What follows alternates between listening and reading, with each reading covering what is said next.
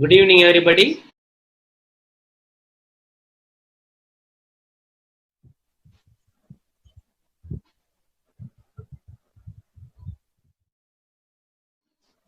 Good evening, everybody. Welcome to the WhatsApp Vision Syndrome. You all will be wondering, I think the answer is there only, but still, WhatsApp Vision Syndrome, I hope we have created an inquisitiveness to know. But as a kid, I am having what a kid thinks, I do that. So I wanted to show you the something on the, I'll share my screen. So we have a galaxy of speakers, but I'm just going to share the screen. So I wanted to show this. I saw this nice video,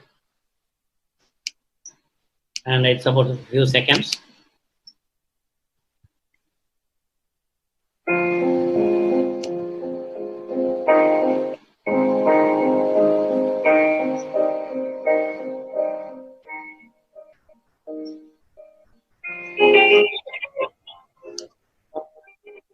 So what is the reason? Sir, we are unable to see the video. We can only see your mail. Okay, so can't see the video. No. Okay. Stop share. Right.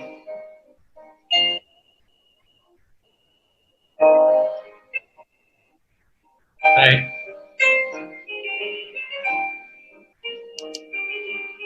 Now.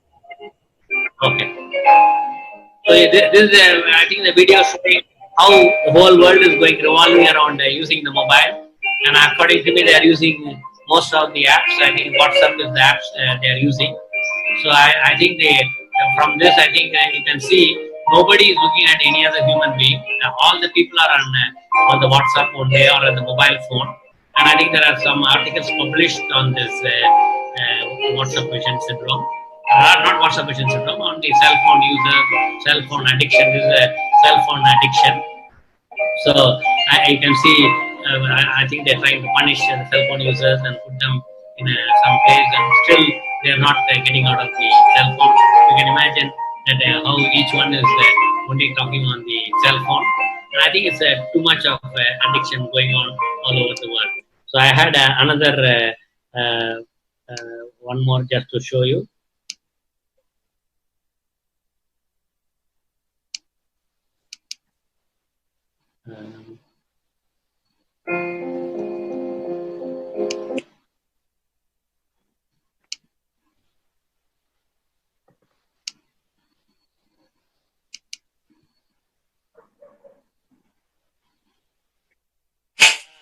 Can you see? Can you see the?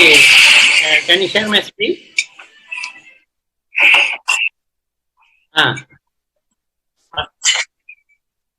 Okay. Okay. Yeah. Yes. You can see. Okay. So this is again. You can see how cell phone usage is spoiling our life daily, and particularly everybody is only texting. And I think the texting is done. You can see what happens now. This is a comedy. The husband is looking down. The wife and children are using the mobile.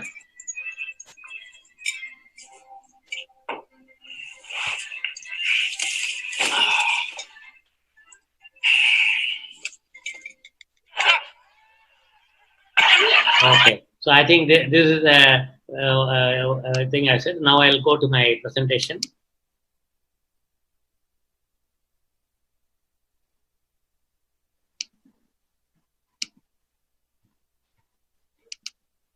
So I'm going to the my slide. You are able to see my screen? Oh, right. So my topic is I wanted to explain to all of you what's a vision syndrome and how to overcome it. I think the whole world is particularly during the lockdown, they are all in the mobile phone, and I think even this message we have sent it through WhatsApp. The irony is sending through WhatsApp. So I am the president of the Organized Medicine Academic Guild, and we have about 20 medical organizations under this, and about 150,000 doctors in this group. And the idea of the thing came because I think all of us are using a smartphone, mobile phone, and various apps and everything is through WhatsApp now. If you want to read a journal, somebody sends a link, and if you want to see do a YouTube, somebody sends a link. Everything is done through the WhatsApp. So the WhatsApp vision syndrome, I have made it because I went through a lot of references. We are also going to do a survey, and we have divided it into three things, three parts of the WhatsApp vision syndrome. The first one is called the computer vision syndrome, which is called the or the digital eye strain, and that will be covered by Dr. Namrata Sharma. And the other one is the dry eye syndrome, which will be covered by Dr. Kavita Rao, the director of on-air service in Aditya. And we have psychological anxiety and mental and emotional health. The reason is people get depressed reading the WhatsApp message. So that is because they are also using the news through the WhatsApp. I think somebody should mute it. I think somebody's phone is on. And then, according to me, the WhatsApp vision syndrome, which comprises all the three, I think you have a blurring of vision, redness of eyes, vision disturbance.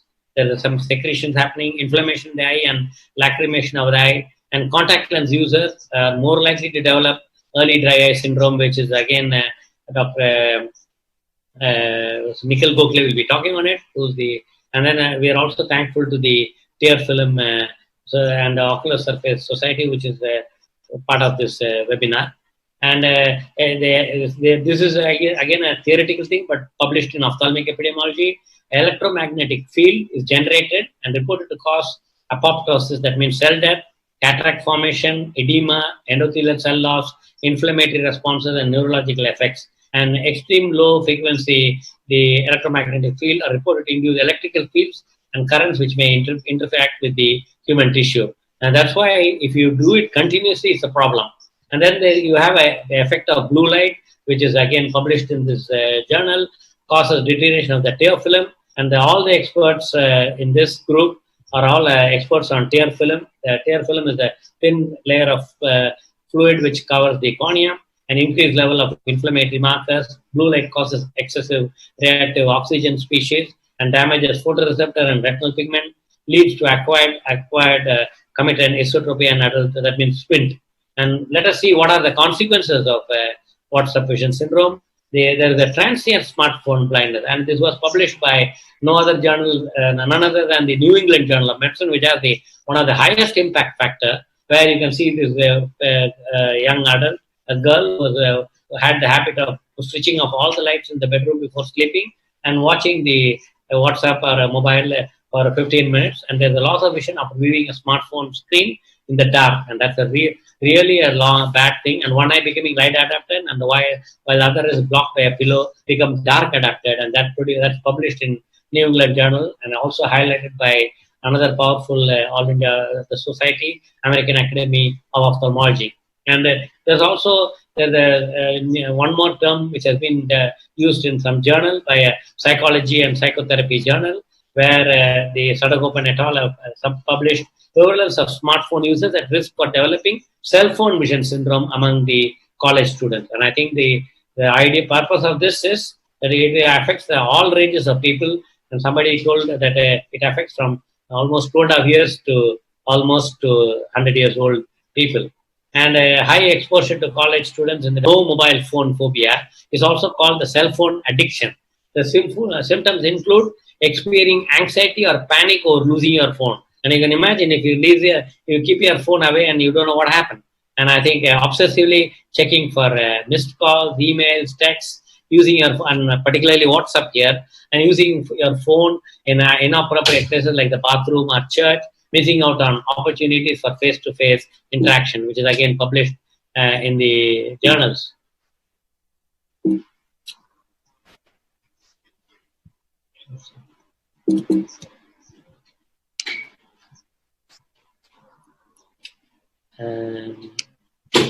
Sorry, I think I'll again share the screen. I hope you are able to see the screen now. Can you see the screen? Yes, sir, we can see.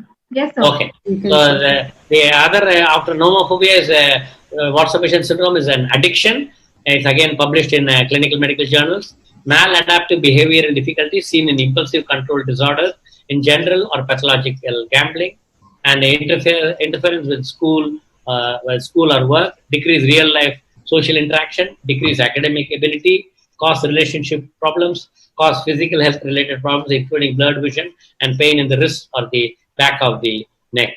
And then sleep quality, light emission from the screen of mentioned devices may affect sleep quality. There are a lot of articles published in the peer-reviewed journal. Receiving messages may awake users at night. Shorter sleep hours produced by delayed bedtime may cause increased frequency of dose during daytime. And obesity, sleep deprivation links obesity. Added time awake provides more opportunity to eat, increased hunger, increased fatigue, implying lower physical activity level, sleep loss, and fatigue increase sedentary life, and therefore decrease both exercise and non-exercise energy expenditure under real life conditions. It is similar to what we are going through in lockdown. And depression, increase the risk of depression and suicide related behaviors in teenagers. And I think All India Ophthalmic Society and Indian Journal of Ophthalmology did a survey which again showed 1% suicidal tendencies in the ophthalmologist also. And it also produces neck problems where because of the continuously looking at the screen, increased illness, then male infertility, because preliminary studies have revealed that radiation may decrease sperm count, sperm motility, and viability. And it is necessary to screen early for eye examination to keep the vision clear and healthy. Routine ophthalmic examination and appropriate vision habits can help to prevent or decrease the progress of symptoms associated with the Watson vision syndrome. And adolescents should limit the use of less than 2 hours a day. And I think Dr. Kavita Rao is going to talk on telemedicine consultation for the anterior segment, particularly even the Watson vision syndrome. And there are a lot of telemedicine clinics open through the internet. Implement 20-20-20 rule. That means every 20 minutes spent looking at a screen, and person should look at something 20 feet away for 20 seconds. The idea is again, don't square continuously, because the myopia has also been induced in small children because they are using more. And then I also read about this visual fatigue syndrome, which is published about in the 90s. And then the Watson vision syndrome, we should do a self-assessment. We are in the process of making a survey.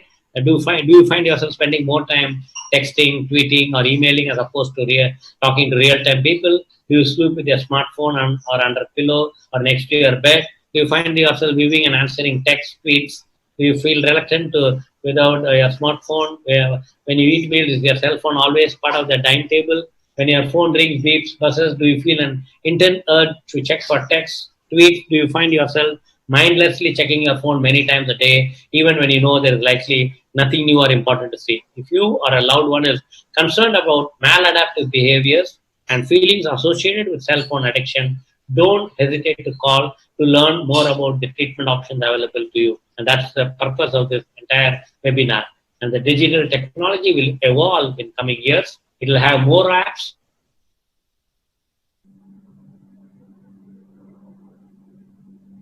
We need to learn how to interact safely with this technology to develop healthy eye habits. So this is our 3 generation, and I thank Mata, Pita, Guru, Mitra, and Deva. So I want to stimulate all the young people who are seeing this, and also even the old people. Arise, awake, and stop not till the goal is reached, as told by Swami Vivekananda. And Swami Chinmayananda says, you push your goalposts, and in here, please become addiction free from WhatsApp and make sure your eyes are healthy. So I'm now introducing the next speakers. So I'm actually going back to the stop sharing, so that so I think in the order is dry eyes. I think Kavita, you're the next. Yes, sir. Okay, so I'll just share. Environment. You're feeling tired. You're unable to work on your screens, read, watch television, And if you're a contact lens wearer, as Dr. Natarajan pointed out, you could be intolerant to lens. Earlier, probably you were wearing your lens for 10 hours. Now you're feeling tired within 6 hours. That's a big marker that yes, you probably are having dry eyes or maybe some other issue related to your lenses. Your eyes could feel gritty. And last but not the least, you could just feel that your eyes are dry. A lot of patients do just feel that complaint that, the eyes are dry or sore. The vision related complaints, you could not have much of discomfort, but you could have blurred vision. You could feel that you need to blink frequently while reading. You could not, maybe your vision is not very clear, or you're not able to see your TV clearly. You're not able to drive properly. You're not able to do your screen time. Now, what's new? All of us doctors now are using questionnaires. So not only are we listening to your symptoms, but we are asking you to grade them. And these grading have various subscales in them according to discomfort, according to what vision you have, how the problems are affecting you. And this helps us to know what is the severity of your disease, and this is important because oftentimes you may have a lot of problems, but we may not see any signs in the eye, and vice versa. Now, what are the risk factors? Are you having itchy eyes? Are you having a lot of dandruff in your hair because of which you're having itchy or eyes with crusting? Do you wear contact lenses? Any ocular injury? Pregnancy or taking oral contraceptives, history of menopause, elderly women, a lot of women who are retired, they often come with complaints that, once I got retired, I wanted to read a lot of books, but I'm unable to do that now because my eyes feel tired. Dr. Namrata Sharma, senior surgeon from India, is going to talk about this in detail. So I'm just going to skip through this. Occupational hazards, if you could be spending a lot of time on computers, and as Dr. Natarajan has alluded with the WBS, that is one of the major risk factors now for dry eyes. Are you taking any drugs, any antidepressants, any anti-acne medication? Are you a glaucoma patient? Have you been hospitalized recently, or any systemic diseases? You could have thyroid disease and you could have dryness. You could have acne. It could be either acne rosacea, a lot of other skin conditions where patient can have associated dry eyes and they're really not aware. Or, sometimes it may be just subclinical. When they start wearing contact lenses, then they start having all these issues. Patient could have zoster, lid-related problems, D3 deficiency, or arthritis. So all of these risk factors we need to keep in mind because, sometimes the physician may not really refer for all of these problems. And like I said earlier, you may not have any symptoms and you still may have signs of dry eyes. And especially if you're planning to start wearing lenses or you're planning any cataract or refractive surgery in the eye, it's very important that you first go to your doctor or also get your dry eyes ruled out. And conversely, you may have a lot of symptoms and we may not see any signs. And that's why all the newer developments in dry eye disease is important because what are we trying to do? We are trying to screen you and see where exactly you fit into it. In this entire algorithm, what kind of dry eye disease do you have? Is the lipid layer missing? Is the mucus layer missing? Or is the water layer in your tears missing essentially? So we have a lot of tests which help us to see. We are just looking at your lids. Looking at your lids, we get an idea as to, whether the lipid layers in the lids which look like this, obviously the lipid layer of your tears is not going to be secreted because this is the mouth of the glands from where the tears are secreted. So from these glands, there's really not going to be any lipids secreted. Then we look and see at your surface of your cornea, how well it is lubricated. If you have dry spots as seen on the right-hand side or on the left-hand side on the lower surface, we know that this is not a very well lubricated eye. Here you can see very obviously that, there are all dry spots all over the cornea. These are tiny filter paper strips we actually put into your eye to measure the amount of tears. So it gives an objective reading as to how much tears actually your eyes are producing. And then, like I said, we try and slot you into which kind of dry eyes you have so that we can treat you. Now, looking at patients where essentially there are symptoms but no signs and signs but no symptoms. So that's when there are diagnostic dilemmas, and that's where all the newer modalities come into play. There are a lot of, machines now available. Here there is an infrared camera, and we have simplistic machines, we have most advanced machines where we can actually image. These are the glands in your lids which are producing the lipid component of your tears. You can see that it actually gives a photograph and it then calculates how many glands are there. So this is about, you could say there's about around 10 to 15% loss of glands here. This is essentially a normal looking gland. This is also pretty normal. And this is another test which I looks at the lipid layer on the corneal surface. So it tells you whether you have a normal lipid layer versus an abnormal layer. Looking at the color scale, it gives you a reading like that.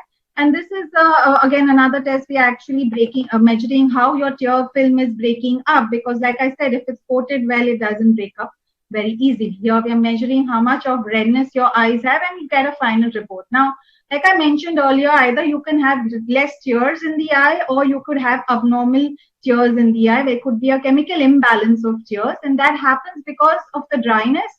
A lot of abnormal chemicals are secreted onto the eye. Now that's not relevant to the public, but what you should know is that now the chemical imbalance which is in your tears, we can now actually measure it. So we have tests like these, which is nothing you just like a kind of a strip of filter paper put into the eye, and it's literally like a kit, like a pregnancy kit, which tells us whether there is chemical imbalance in the tears in your eyes or it's not, and it helps us to decide your mode of treatment.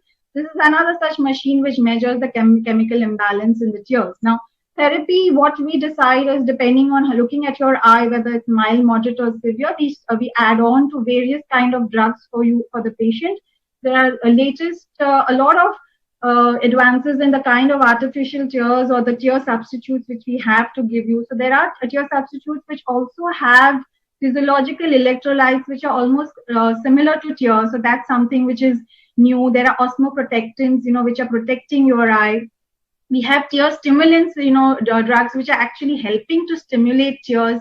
This is the advanced treatment where if there's blockage in the meibomian glands or those glands which are producing the lipid layer, which I showed you initially, this is a pulse light which can be used for opening up those glands or releasing the secretion on those glands. It's a very simple treatment where you literally it's an OPD based procedure, takes around 15 to 30 minutes, and you need repeated cycles of this, maybe around 2 to 3 cycles, 2 to 3 weeks apart, and maybe 3 cycles, and that really helps. We can give you steroids to or immunomodulators to treat your eye. There are various advances even in that. We have something called as punctal plugs. If you're not having enough tears, we can put plugs into the eye so that the existing tears stay for a longer time. So there are various types of these tears. And last but not the least is something called as autologous plasma, where we actually use your own blood and make tears. So that also helps in very severe cases of dry eye to improve the ocular surface. Hence, to summarize, I'd say that for patients, please get regular eye checkups done, as Dr. Natarajan already mentioned. Avoid or modulate your screen time. If you have any of the risk factors which I talked about, if you are a contact lens wearer, if you're planning any kind of eye surgery, if you are a screen user, please get a dry evaluation done. And because newer diagnostics, they offer an objective evaluation and help to evaluate whether you're getting better with treatment or not. So having said that, stay safe, stay indoors, and stay healthy. Thank you. Thank you. Okay, thank you, Kavita. I think we planned some 5 minutes question in between. So I think we had 2 speakers, myself and you. So before I start with Namrata, is there any questions or we want to comment to Quresh, Nikhil, and we have Pooja. Pooja is there. Yeah, Pooja. Any comments, Quresh? Oh, you can't. You have to unmute yourself, Quresh. I thought since the topics are fairly close to each other, we'll cover a little bit of discussion after Dr. Namrata and Nikhil are done. Okay, fine. So now I will share my screen to introduce Namrata. So we have the. Okay, now can you see the screen? Yes, sir. Okay, so we have the most dynamic, the women power of India, Namrata Sharma, who's Secretary General of All India Ophthalmological Society, and she is the Secretary of Eye Bank Association of India, and I think many other things. She is very active, and I think you all will be seeing her even in the public. I think she is in the webinar from the last month itself, from March 18th. We are on Zoom meetings, and she specializes, and she's a great academician. I think one of the highest number of peer-reviewed publications from India and in the world. Specializes in diagnosis and treatment of eye diseases like cataract, glaucoma, and the vision problems. And she is a professor of ophthalmology with Rajendra Prasad Center for Ophthalmic Science from the All India Ophthalmic AIMS, we call it, and we also call it as shortly the RP Center. So with this, now I request our dynamic lady, the power, and in India, I think we believe women are the sexy. After you, Namrata. Thank you, Dr. Natarajan, for giving me this opportunity to speak on a forum which is for public. And WhatsApp vision syndrome, I think, is something that was required more so after the computer vision syndrome, because people have moved from computers to their mobiles. And we are grateful to the Tearfilm Ocular Surface Society International for having collaborated with the OMAG and for this webinar. I would be talking to you about computer vision syndrome, and it's a very simple presentation because I guess the target audience is the general people. So, computer vision syndrome, actually, much of computer vision syndrome will also extrapolate onto the WhatsApp vision syndrome, which Dr. Natarajan talked about. So it is a group of eye and vision related problems from prolonged computers, tablets, e-readers, and cell phones. And it is a condition which is resulting from focusing of eyes on the computer and other display devices for uninterrupted period of time.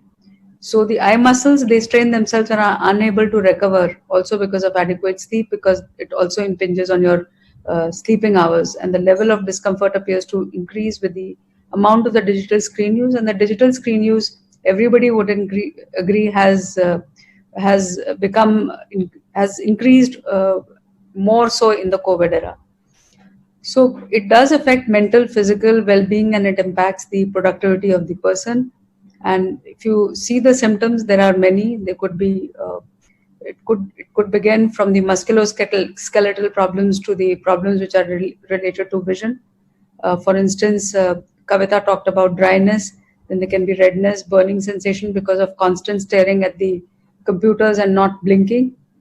Tearing. Then there can be blurred vision, double vision. Then there could be, especially people who have fluctuations of refractive error, or who are at an age when their refractive error is going to change. Then it could be a problem for them, especially adolescents and especially presbyopes, that is somewhere near 40s.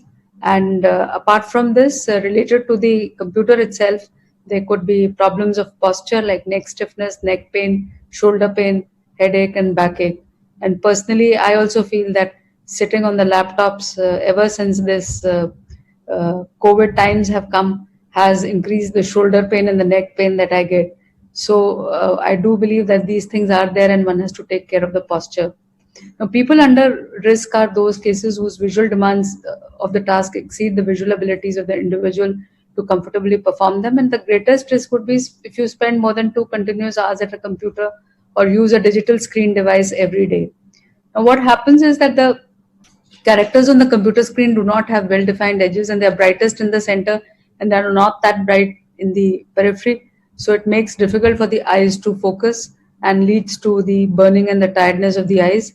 And computer users also have fixed posture, so that what happens is that the upper body remains fixed for a prolonged period of time, and the neck and the shoulders also bend. So if you don't have a correct posture, then again this can lead to problems of musculoskeletal system. And then improper viewing distance also, because the computer can be a level which is not at the level of your eyes, but can be placed high, like I'm seeing already Dr. Muscati's computer is placed a little higher side. And then uncorrected visual defects can increase the severity of the digital eye strain. And then poor lighting conditions, uncorrected visual acuity, poor sitting posture, improper viewing distance, and glare on the digital screen, because the digital screen, it tends to be more shining as compared to the print which is there. So if you have other problems of refractive error like farsightedness, astigmatism, inadequate eye focusing, or eye coordination abilities where you can't, focus, your muscles are not that strong, so they can't focus on a particular object for a prolonged period of time, then these problems will precipitate with the use of the computer. Also, the letters on the computer and handheld device are not as precise or as sharply defined. And when you compare it with the reading printed page, it is very much different, the computer screen. The contrast of the letters in the background may be reduced. Sometimes now with the latest of the computers where you can increase the brightness, it may increase so much that there would be glare. So you would have to balance somewhere in between the two. Apart from this, on the screen itself, there could be glare due to the various tube lights or bulbs, etc., which are falling on your computer. Then viewing angle is important, and viewing distances and angles are very important, especially for reading or writing tasks. And eye focusing, eye movement, eye level are very important, and postures are also important because otherwise it will cause muscle spasm or pain in the neck, shoulder, or at the back. So important thing is that we first, whenever the patients they come to us, we first take history to know what environment, what are the environmental factors which may be responsible for it, whether they have any general health issues, what medications are they taking, are they already wearing glasses, do they have any refractive error. So we try to test that. And how are their muscles?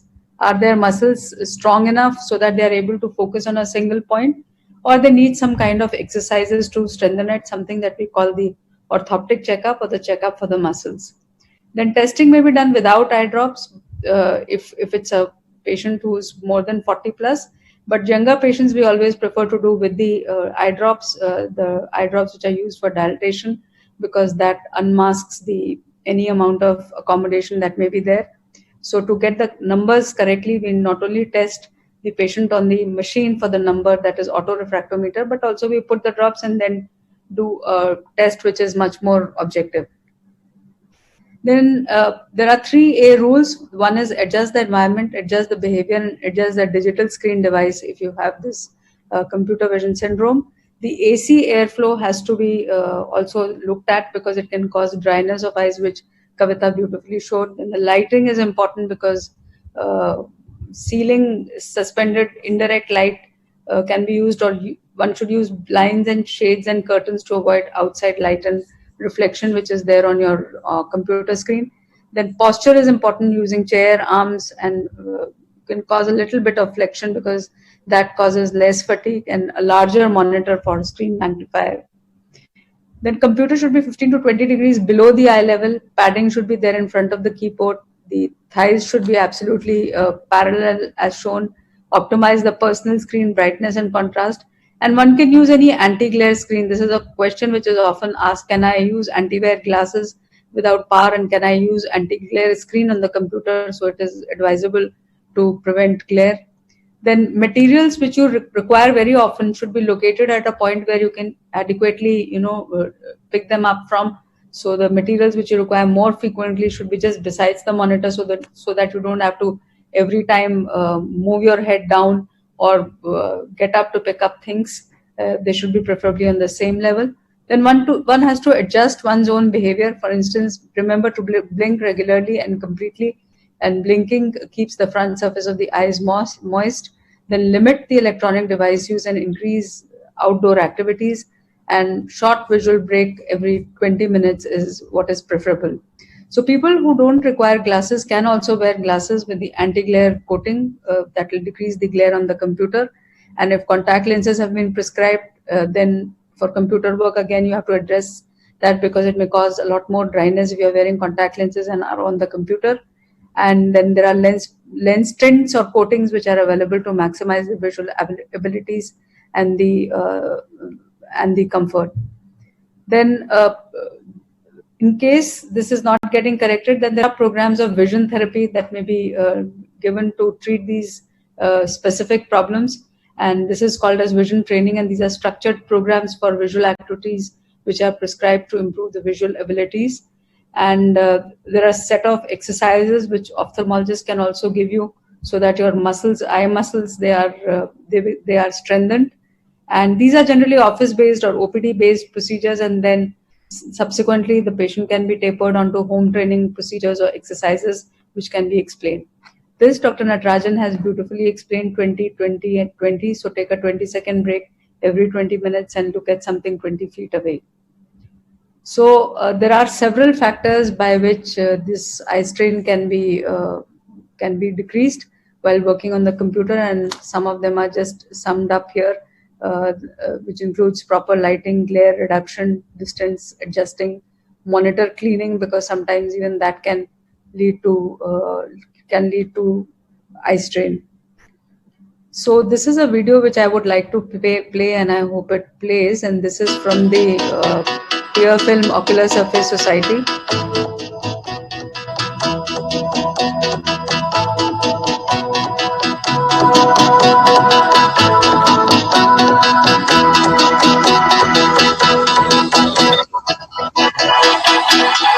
It's not coming.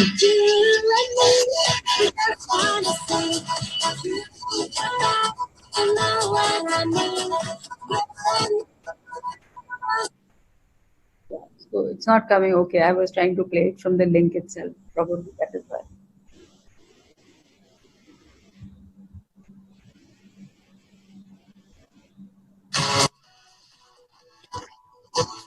Sorry?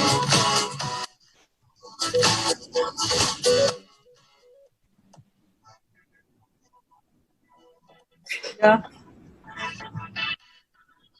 Yes. On this?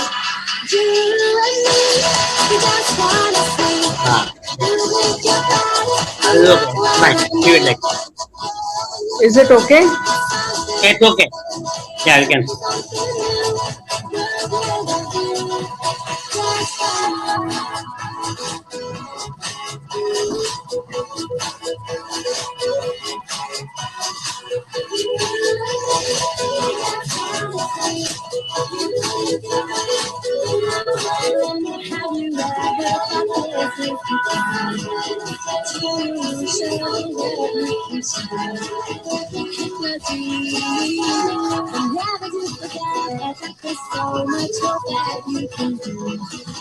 So much more to the faith with a keep your eyes on the sky. Keep on the ground with a vision that wish. Keep your eyes on the change your mind. Watching you this night's gonna see. You can fly. You know I need that's gonna be. You know what I need.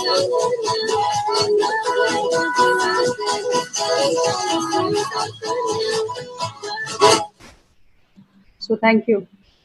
Thank you, Namrata. As Kuresh suggested, I will introduce the next speaker. So,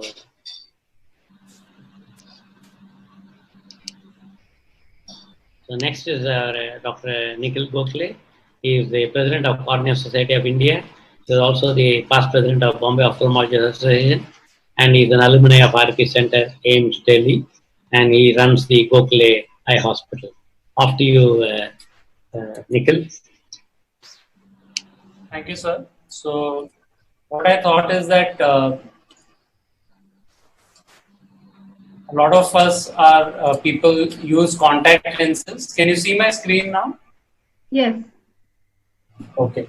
So I thought that maybe I would share whether we should be using the lenses or how we should go about our contact lenses during this pandemic. So I thought to basically some of the questions that come to our mind when we think of the eyes and the lenses and glasses are that do the coronaviruses affect the eye in the first place? Are they normally present in our tears in a patient of COVID? Can the virus spread from the body to the eye? And also, can the virus spread from the eye to the body? Is it possible for the virus to spread from our fingers to our contact lenses and then to the eye? And therefore, is it safe to wear contact lenses? Does the risk of contact lens related adverse events increase during the pandemic? And are eye surgeons available to handle any contact lens related adverse events? And does use of spectacles give you additional safety from contacting the virus? So I thought maybe some of these questions, once we answer, we may be in a better position to decide whether we need to use contact lenses or try to use our glasses. So the coronaviruses can affect the eye. We know that about a small percentage of patients with COVID do have conjunctivitis, and patients who have very severe conjunctivitis may have a grave outcome. Conjunctivitis can also be the first presentation of COVID-19 disease, and the SARS-CoV-2 virus RNA has been detected in our tears and conjunctiva from the patients who have COVID. Some studies did not find the virus, but there are quite a number of them which have found the virus to be there on the eye surface. So can the virus spread from the body to the eye? Yes, the virus can spread from the body to the eye. So I just said some of these patients do have a red eye, which we call as conjunctivitis during the course of the viral infection. Similarly, the viral infection can first begin in the eye, and it's possible that they then start developing problems in other areas of the body, or they may start developing cough and pneumonia and so on. Can the virus spread from our fingers to our contact lenses? So we all know that we keep washing our hands. We are being told every day to keep washing our hands. So the virus, if it reaches our fingers, and if we are going to use contact lenses, it is theoretically possible that if we do not maintain proper hygiene and our fingers or our hands are contaminated, we can transfer the virus through the lens surface onto the eye. And therefore, it's very essential that if you're going to wear contact lenses, whenever you handle your contact lens, you need to wash your hands adequately with soap and water as recommended, so that you don't catch the infection. And similarly, with the lens cleaning protocol has to be more aggressive, and you need to rub and rinse rather than just rinse. So it is safe to wear contact lenses, but I think there are some words of caution that we need to understand. The American Academy of Ophthalmology recommends that it's safer to use glasses. However, we know that it is not that the lens wear per se is unsafe during this period, provided we understand that we maintain proper hygiene. Some of the things that we have to understand is often the contact lens user tend to touch their eyes and face more often than the normal patients, because there is some sort of dryness, sometimes ocular irritation. And because of this, if we keep touching our face or the eye, we are at a higher risk of transferring the virus from our hands, if they are not clean, to our maybe mucous membranes of the face. Similarly, sometimes patients who use contact lenses have to keep putting drops because their eyes tend to get dry, they get burning sensation. And this might be again an opportunity for the virus to gain entry into our body. Similarly, if you have a flu-like symptom or a red eye, I think in general, it's best that you stop using your contact lenses. But we do have some patients who are using rigid lenses for eye problems such as keratoconus, where their vision may not be correctable with glasses. So these are patients where typically if they wear glasses, they can't see, they can't function. So they will have to, of course, continue to wear contact lenses, but with due precautions. If you're using cosmetic lenses, I think you can easily or probably best to avoid using these contact lenses. And in general, the message, of course, is that sharing of contact lenses, cosmetic or otherwise, is never advisable. So if you wear contact lenses, do the risk of getting problems or complications because of the lens increase during the pandemic? So I don't think that's really true. However, we need to understand that all contact lens users have a real but rare risk of getting a corneal infection, which can sometimes lead to loss of vision, which may happen in 2 to 20 times in about 10,000 patients annually. And these are more common in patients who tend to use lenses overnight. They sleep with the lens, they use it for extended periods of time. They do not replace it as per the recommendation. If our hand hygienes are poor, or the lens and the storage case hygiene is poor, or there is exposure to water which may not be clean. So in some of these situations, you can get serious corneal infections. Now we need to understand that ophthalmologists are at a very high risk of contracting the SARS virus from patients. We all know that the whistleblower in Wuhan was an ophthalmologist who eventually died from getting the infection from another glaucoma patient. So what we have observed that in the pandemic, many of the eye surgeons are seeing only emergencies, or they may not be seeing patients. So I think if you have a problem because of the lens or because of any other factor, it may be sometimes difficult for you to get service of an ophthalmologist in time. And we need to understand that many of the contact lens related serious issues may not be possible to manage with telemedicine and taking pictures of the eye. Similarly, with travel restrictions, you may have problems to reach the ophthalmologist in time. So some of these factors could delay your diagnosis, delay the appropriate treatment, which we know is essential for any eye problem. The other question is that if we wear spectacles, does it provide us additional safety from the virus? Well, not really. It's only those special wraparound goggles or face shields which can protect, but which is used mainly by doctors and nurses who are treating patients who have COVID. But the important thing to realize is that we keep touching our spectacles just as we touch our face very often. So the spectacles itself may be a source of infection, and we need to wash them regularly with soap and water so that the spectacle surfaces or the metal rims are free of the contamination. So the general recommendation would be that if it is possible, you can definitely avoid use. That may be safer. We don't want to get into any sort of medical problems during this phase of the pandemic because of lack of getting good medical care at with ease. However, if you want to continue to use them, you can use them, but follow strict hygiene measures, wash hands frequently, and follow the recommended lens hygiene, which is recommended to you by the doctor or the practitioner who has prescribed the lenses. And in any case, if you have a red eye or if you have any fever or any illness or you're medically unfit, please stop wearing the lens immediately. And some of the good contact lens practices that we should follow, as I said, is good hand hygiene.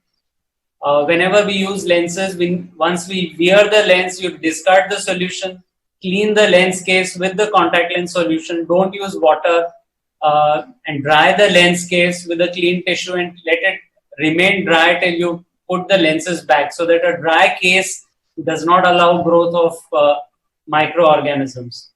Similarly, each lens may be a daily disposable or it may be monthly disposable. Please follow the recommendation. Do not overstretch this interval, because then you're more likely to get into lens related problems.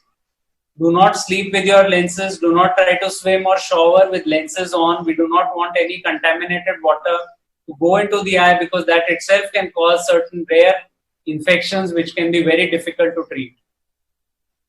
Similarly, your contact lens case can harbor a lot of infectious organisms. So replace the lens as per the recommendation. Change the lens fluid inside your case as per the recommended time schedule. Whether you wear or do not wear the lens, it has to be replaced. Otherwise, it's a culture medium. And do not change your lens solution or your contact lens type by just buying on the counter. Be in touch with your eye surgeon or the practitioner so that you're using the correct solution and the correct lens which is recommended for you. And as I said, if you have any problems, best is to stop using the lens and try to reach a practitioner who can then help you to tackle the problem. Thank you. Thank you, Nikhil. I think there are some questions. I think probably three of you can take the questions. That is, what is the treatment of severe dryness? Maybe Kavita? Yeah, so usually if the patient has severe dryness, we try and find out what the risk factors associated. Like I already showed, patient can have a lot of systemic diseases which can, like arthritis, which can cause severe dry. What is the cause of the severe dryness? Is there a chemical injury in the eye? Is there some associated mucous membrane disease in the body? So first and foremost, we try and find out what the cause is. And as far as treatment is concerned, it is a stepwise treatment, but if it's very severe, we are going to hit it with all the tools in our armamentarium. So we are going to give the best tear substitute, usually tear substitutes without any preservatives, soft steroids, immunomodulators in the eye. We use punctal plugs to preserve the tears which are present in the eye. We may use autologous serum eye drops, where we are actually making eye drops from your own blood. We may give you specialized contact lenses to help to bathe the cornea. So treatment really depends on what the cause is, and then eventually, if we've known the cause, we can treat that. And all of these tools together help to control the dry eye. So I think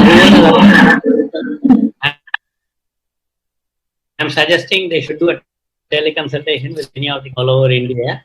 And the second question is blue light from devices can affect the circadian rhythm, which is proven. Does the panel have any recommendation with regards to this? For example, I sometimes use sunglasses when doing VDU, I think is visual display unit, I think. Work at night, preparing presentations, etc. I think all of us do. I think from my side, the recommendation is don't look at the screen all the time.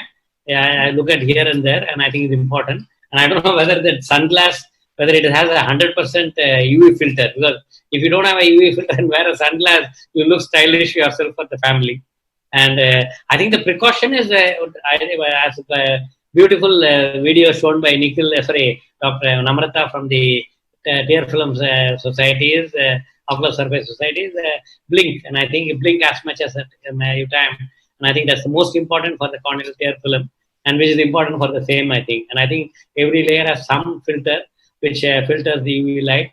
And I think whatever blue light you get. So best is to away from the screen now and then, even if you are preparing screen. I think Namrata mentioned about the ergonomic design, and I insisted little about exercise. I think you have to get up, walk, jump, do dance, come back to the presentation rather than sitting and doing. You can see nicely Dr. Kavita is well dressed for the this webinar. I think we have to do that. And any other suggestions or from the panel, either Namrata or Suresh or Pooja? I quite agree with you that we don't know how much these goggles are filtering the light, and then behavioral changes or lifestyle changes are the ones which are most important in addressing these issues. I would like to add one point here, like lifestyle changes definitely here, but even if you add, like sir mentioned, you add some walk or some sort of exercise outdoors in your practice. I know, like, you have to maintain social or physical distancing. You can't go out all the time, but you can find some spot where there'll be some sunlight, because, when you are, faced with sunlight, it draws a lot of positive energy in your mind. So that also helps a lot, and that will help your eyes also, because it is an indirect source of vitamin D. So that always helps in some sort. So some short exercise or just a stall or stand in your balcony, something like that would help as well. Just like to add there, Pooja, that you said sunlight is excellent. I mean, some patients should not misunderstand and do any kind of sun gazing. So please don't do that. Just wanted to make sure that they understand that, because we are talking to non-medicals out here. So please do not sun gaze. What she means is that you need to get out in the sun so that you get vitamin D through your skin. That's what she means. Yeah. And I think recently I operated a patient, and she has given me idea that whoever is watching YouTube or stand-up comedian or anything like that, where you don't have to look at the screen to laugh. She says you can hear the jokes and laugh. I think that's what probably Kuresh will cover in his talk. And I think the idea is to distract. We keep teaching concentrate, but now I think we are telling them to distract yourself only because so that you don't concentrate without blinking. And I think the most important is, I think all of us are probably to look at each other in the screen also is boring, so we keep looking here and there and looking somewhere outside. I think important to divert ourselves. I think one more question is there again for all the just on this, Dr. Natarajan.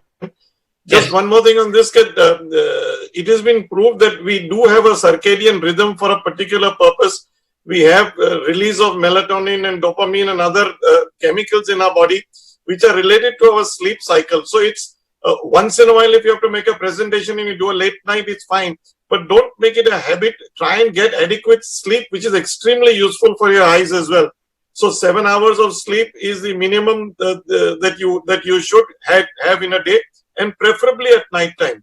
Some people's jobs are like night watchmen or something, so they can't help it. But wherever possible, for those who can sleep at night and work during the day, and that would help your eyes as well. I think sleep is important for everything, like even the cells repair after the exercise also. Like, for example, when you do exercise and you have muscle pain, and only the sleep recovers it, because that's what my trainer keeps telling. And one more question, any role of AC blower direction on face.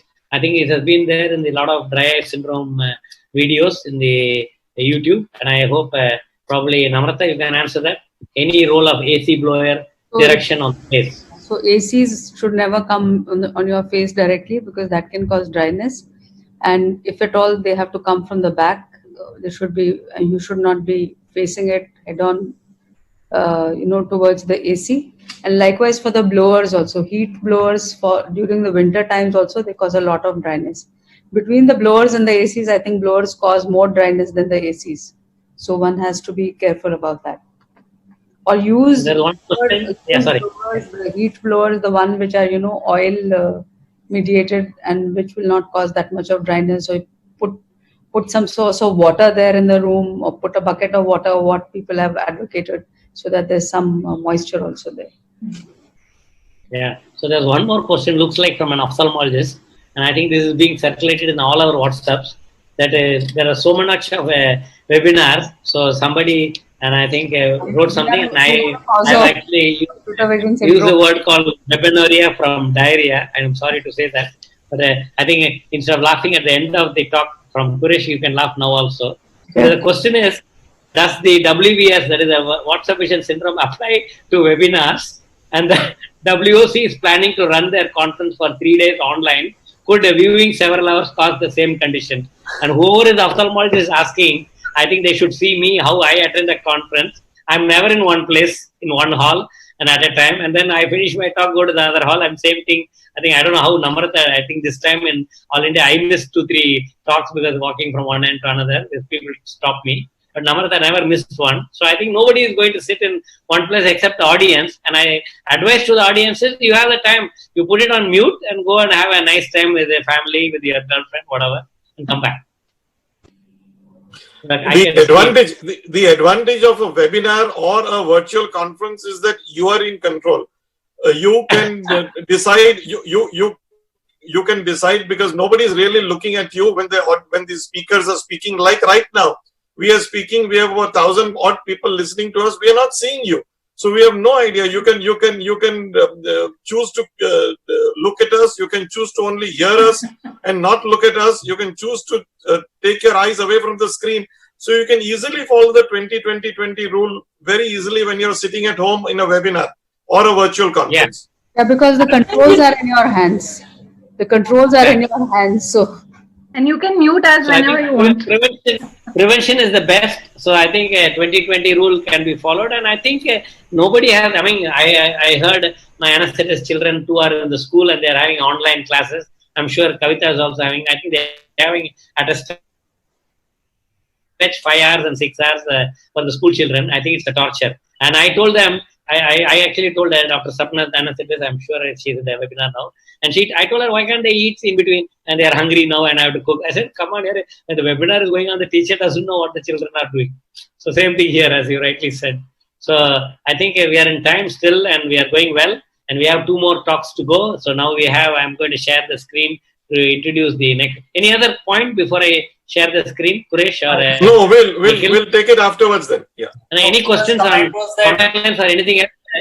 All the webinars are recorded, and even some of the classes for students are recorded, and they can see it at their convenience whenever they want. So they need not really stick to when the class is really going on. So that's a big advantage. Right. You can see them in patches. I think definitely. And I think even for WOC, whoever is paid, I'm sure they will get recorded things. And I think RO is gone, where we record and send our talk. That's what they advise us to do. So now all meetings this time have gone. That's right. So I think we can take a break and then go. The same thing is happening now. We are also doing YouTube and live Facebook. So I'm now sharing the screen. So we have Pooja Kamar, young, energetic, probably the youngest in the group and one of the youngest in the country, where she's a consultant cataract and refractive services at Narayan Nethralaya Eye Institute, and she's actively involved in transnational research. And I remember we also did a publication in IJO when I was editor called the TRIP, Transnational Research into Practice. And I think she's a one of the young PhDs of ophthalmologists who are doing who was done at a wound healing and refractive surgery from Maastricht University. And apart from that, she's a record holder in the American Academy and also in the ASCRS, that's for the American Society for Cataract and Refractive Surgery. I think the first person to have 4 best papers in one conference. And I think with this, Pooja, over to you. Thank you, sir. Thank you for really kind introduction. It peps me up for my talk as well. So I'm just going to start sharing my screen first. So till now, all of you have spoken about WhatsApp vision syndrome, dry eyes, computer vision syndromes, contact lenses, which is very apt for a patient to know. But ophthalmology being a non-emergency branch, a lot of us hospitals are just working for emergencies. We are not working for our routine services, daily patient care, or we are not even doing elective surgeries as of now. But at one point of time, we do have to start because we all are doctors and, patients also, we cannot keep you waiting for a long time. So with this talk, I'm just going to tell you that, how we are gearing up. We just don't care about your eyes, because a lot of you are in a fear at this point of time that if we go to the hospital, we might catch up COVID. We don't want to go to the hospital because, probably this can wait, and there's a lot of fear. So, with this talk, I'm just going to tell you how we are gearing up to ensure your safety when you come to us for your eyes post lockdown. And it's just not eyes, you as a whole, and it's, we're going to be taking care of both the doctors and you. I have no financial interests, whatever I'm going to be talking about here. So when COVID-19 came in, government and all of us had come up with a lot of general safety measures to prevent COVID-19 infection, like staying home, avoiding handshakes, traveling, social or physical distancing, wear mask, report to doctors wherever, you're going out. But that was that is very important to prevent yourself from infection. And that time we me as a doctor and Narayan Netal as an institute also supported this, and we came up with this small graphic saying that NN supports lockdown and we are going to stay together in this isolation ship. But as we know now what we have to take care of. We also need to start moving forward.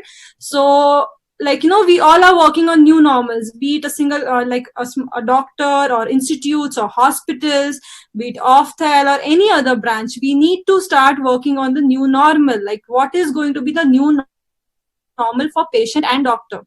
So what we would advise you that yes, if you are in a vulnerable category, you stay home unless it is an emergency.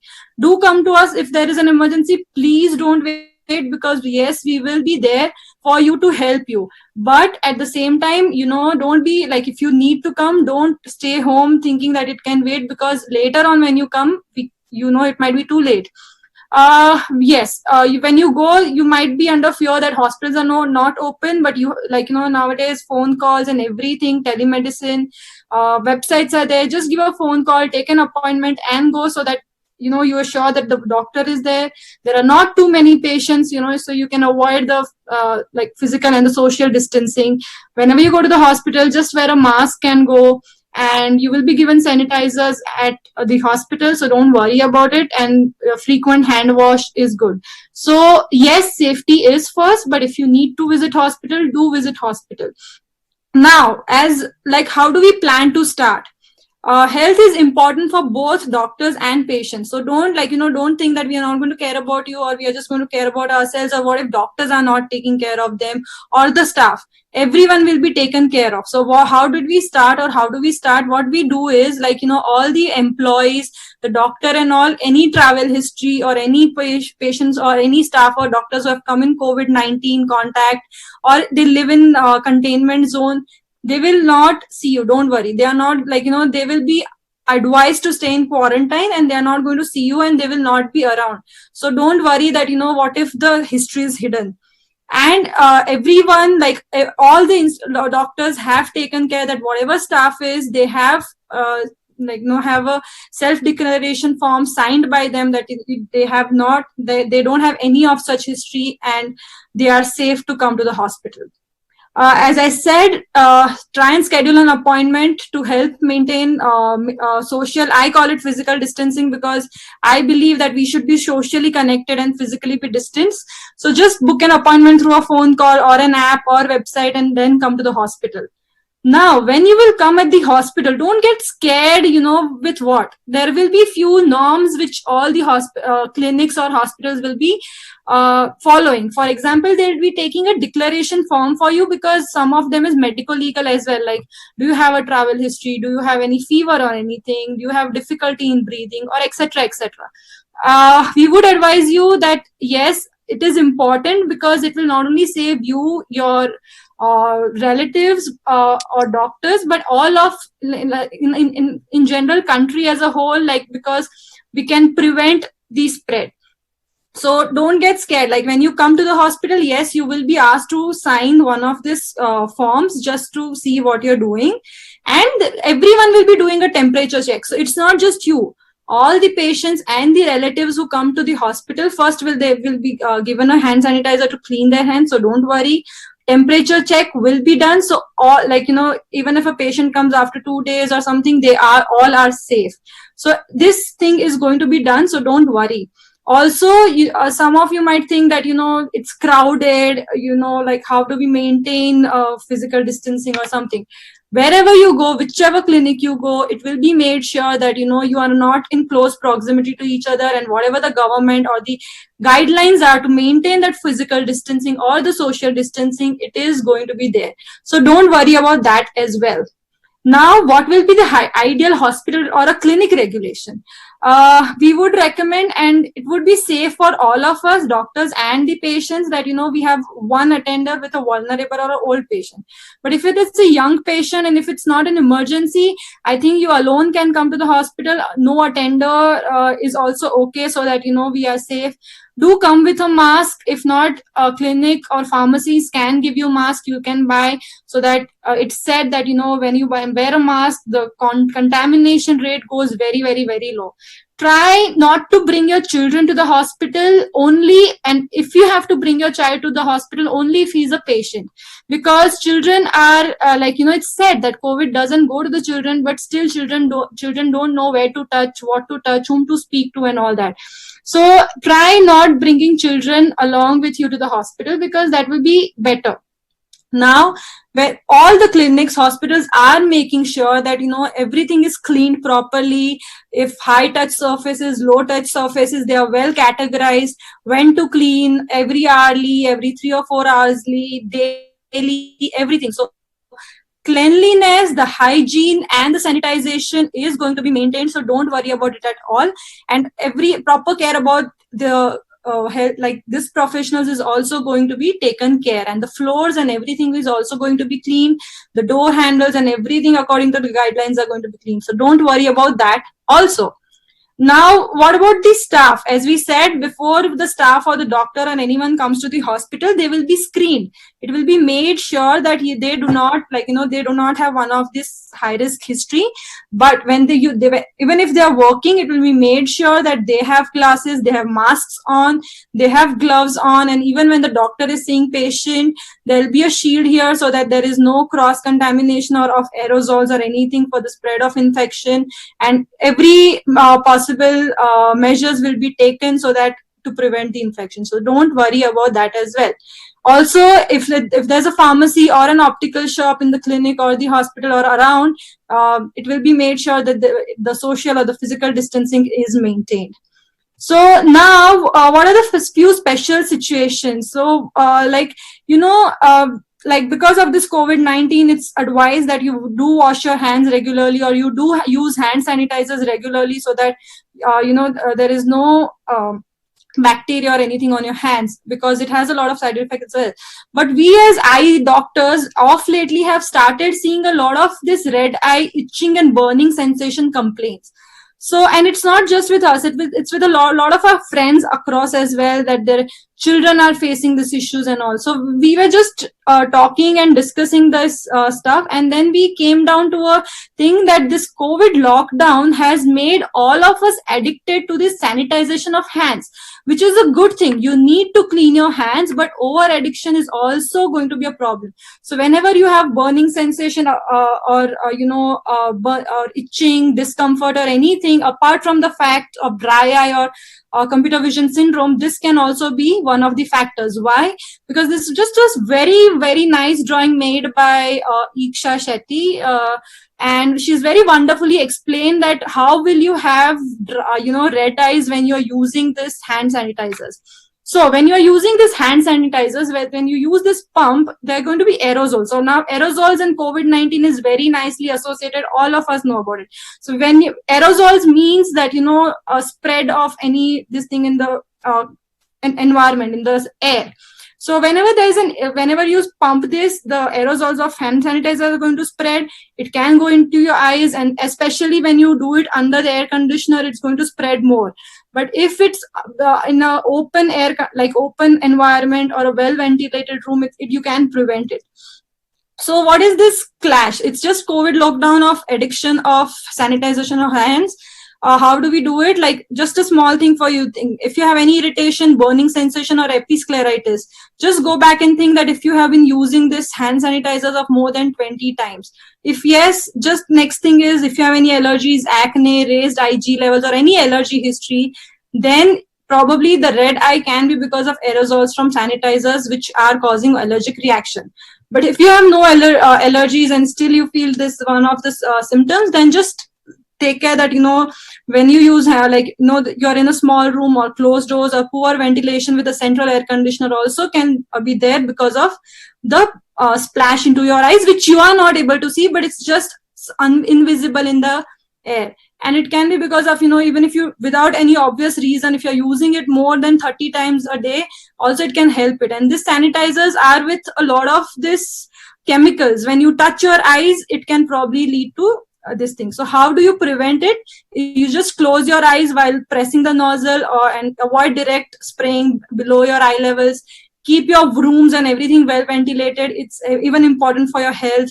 Avoid using under air conditioners. Use lubricants and use sanitizers only when necessary. Simple way would be to wash your hands with soap for 20 seconds.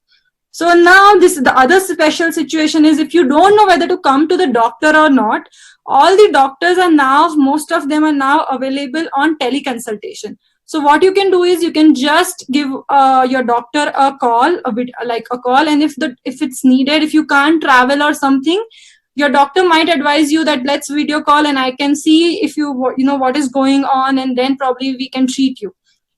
So in case if you can't go and if you still need some advice on your eyes, then you can just phone call them, or few of the hospitals do have app also, and through your app they consult you, see to the video call, they see how your eye is, and then they can give you a printed prescription on your phone. So if you are not able to go to the hospitals, then you can do this as well. And even if you have red eyes, a lot of people say that red eye can be because of COVID or something. Yes, red eye can be first symptom of COVID.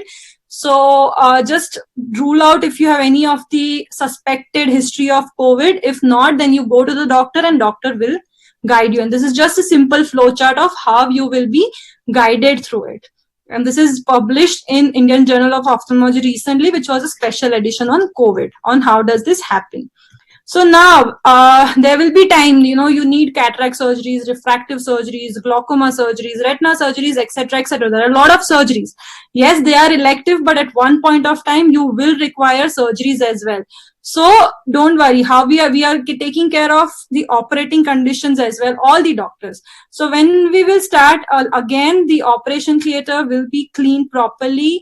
The doctors and the healthcare workers will be screen for COVID-19, and probably we'll be planning, if government allows and if we have the all the clinics across the India might test patients undergoing surgery, and all the doctors and staff will be tested periodically for the COVID-19 test. So don't worry about that as well. And if during the surgery also, if the doctors will have and will take care of special precautions of what they should wear, how they should operate the patient, and everything. So don't worry about the same as well. It's going to be same. So now this is my last slide. This is just a short video on beyond hospital, how we are taking care of doctors. And this is just not for doctors. I'm just going to reduce the volume. This is just not for doctors. This is for you guys as well. When you come to hospitals or wherever, when you go back, how do you prevent yourself or take precautions? So take off your shoes outside. You can just go through this video nicely. Disinfect your pet's paws if you have taken your pets out for a walk. Take off your outer clothing and put it in a laundry bag. Directly go for a shower.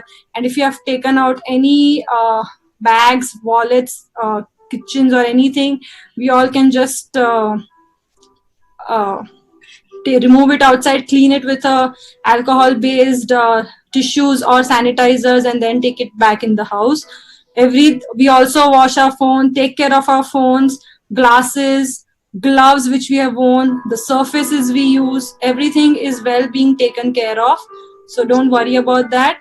And just to prevent the coexisting with infection of people at risk,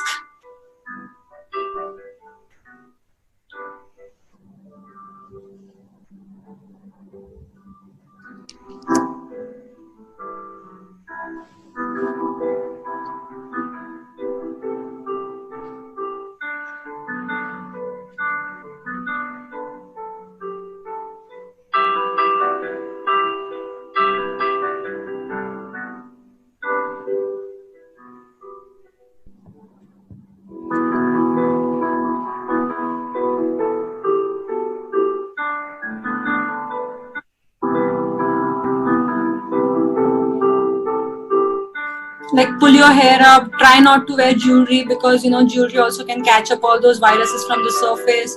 Try not to use public transportation in the beginning, and always wear a mask whenever you are going out. And these are the small safety measures which you can take. So why why all this? The main question, why are we doing so much? A lot of you might be thinking that it's an overkill or something. Just remember the Mumbai 26 November attacks. Before that, before this attacks happened, everyone used to move in freely, like airports or hotels or anything. We just used to walk in and no one used to care. But after the attacks, all the security has been increased at hotels, airports and all that. Do we even ask why? No, because we know that it is just for our own safety. And after that, all these terrorist attacks and risks have been reduced. So all these measures, we are just doing it and taking care because safety comes first, both for you and us. So this is going to be the new normal. Don't be worried about it. Start thinking, and if you have to visit a doctor, just visit a doctor with a physical distancing. Thank you. Thank you. I think wonderful talk, Pooja, and I'm sure I think before I open up the questions from the public, which I have it in my mobile, but can we have comments from Namrata and Kuresh? I think that was a very good presentation, Pooja. It explained everything, and especially the video-based thing, which made things a lot more simpler for general public to understand. And it is going to be a new normal. So I think the zones have already been declared, as I'm told, the red zones, green zones, and the yellow zones, and now we'll have to start making guidelines for those zones. Yeah. I remember till US had the World Trade Center attack. I think they were not having any security. You can just walk into the plane. And they used to tell me, "Arey, what man, when I come to India," even before the 26/11, we had restrictions in India. But they were saying, "What is this, man? Nothing happens." But I think now everybody understands the new now for airport security. And I think it's good the similarity you have brought it out. And there's a question asked, what type of glasses, tint or coating we should advise for CVS? I don't know. For computer vision syndrome, any glass will prevent. Kuresh? No, I think again we tend to find something that we can buy or purchase. It is much easier to buy something and solve a problem rather than change lifestyle. And this is the tendency in all our patients and in all of us also, that if I can buy something, let me buy it and protect myself. If there is some magic glasses which will prevent computer vision syndrome, let me do it. But I want to continue 7 hours on the computer and see my whatever I'm used to seeing in some of these, So I think it's a false sense of security. I would again go back to what you had said earlier, the 20-20-20 rule, rather than any glasses, anti-reflective. There's nothing that great a difference between anti-reflective and non-anti-reflective. There is a lot of commercial and marketing thing. Yes, it's a nice thing, but if you can't afford it, you don't have to have an anti-reflective coating on your glasses. More important, just follow the guidelines that we have been saying repeatedly during this webinar. Yes, I think, and that's well said. I think I hope everybody can read not the entire biography of Steve Jobs. He has mentioned clearly in the last few days of his at home, he didn't want people, even to the biographer, and he specially mentioned, I can buy anything with the money I have, but I am not able to buy a guy or pay a man a salary to suffer my disease. And I think even I have hair raising, and that's the, I think, best lesson anybody can give. And I think same thing Rishi Kapoor has done yesterday. He has given a selfie video with a guy, doctor, junior most doctor, sitting with him, sitting next to him in the ICU, and I think it's really surprising with the COVID and everything. And he was sitting next to him, and he was the doctor was singing, and he was encouraging him and saying. And I saw the several videos. I think the important thing is, as Quresh said, I think all of us have to follow. And I think no pain, no gain, we say. And then the next question is, what's your advice to persons with complaints of pains when exposed to fan? And I don't know. Sometimes patients come and complain like this, and I don't know what to say. Quresh, do you have any answer? Or yeah, Kavita, you want to go ahead because Kavita has actually tackled this issue. Yeah. Okay. So I think if the patient is having problems or his eyes hurting when he's in an air-conditioned environment with a blast on his face or with even a regular fan going on, that itself is an indicator suffering from some kind of a dry eye.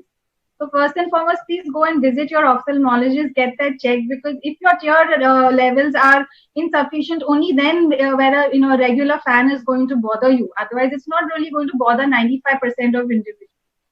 And also, please remember that the chemists in our country are not doctors.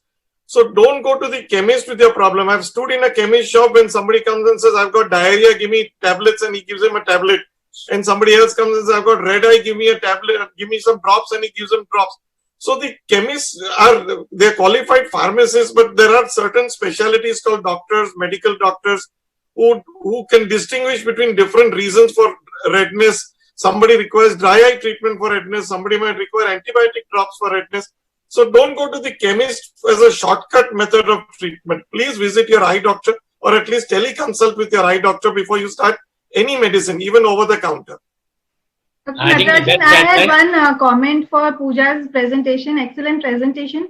You rightly mentioned that the patient should wear a mask when he visits a doctor. There was a lot of discussion in our BOA group about the type of mask. And so I think a word of caution is that a patient should not wear a valved mask because he can wear an N95. But when you're visiting the doctor, please do not wear a mask with a valve, because even though you are safe, you're exposing the doctor at risk. So please take care of that. And to specifically. And recently there was like this movement by Times of India. They don't really need to wear the surgical masks or N95 masks. Even any homemade or cotton-based mask is also okay. So, sometimes they are worried about that also. But any simple mask is also okay if they wear it.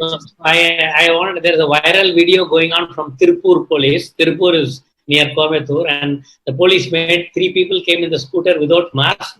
They put them in an ambulance, and then they made a guy act like a corona. The fellow was jumping for death. So I think mask wearing is important, and I'm seeing, at least in Mumbai, whenever I go to clinic, everywhere they are using masks, and the police are also polite in asking, why are you not wearing a mask? I think it's very.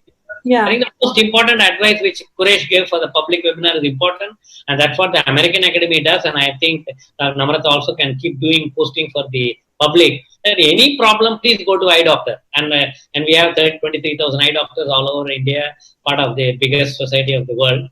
And I think that's important because dry eye, as a retina surgeon, I remember discussing with Rohit Shetty, and I think all of us, when we cut the conjunctiva, peritomy, we are not, I'm telling as a surgeon, but I want to tell that Everybody underestimates, including the patient particularly. Dry eye, it's okay. I'm having itchy and I'm squeezing my eye, and they don't even get the dry eye tested. And I don't think they probably. I think I'm sure. I'm happy Kavita has trained everybody here in optometrists to do the dry eye check, so that they get the test and then only she sees, not to allow even dilatation drops. So I think most of the time, I think when they have a itching and watery, most 99% will be dry eye, and I think they should get an examination. I think patients are lazy, thinking that, oh, doctor is giving only eye drops and why should I pay consulting fee? I think at the cost of expensive things they do in the movie theater, but they don't want to pay the doctor. I think I'm not here recommending payment.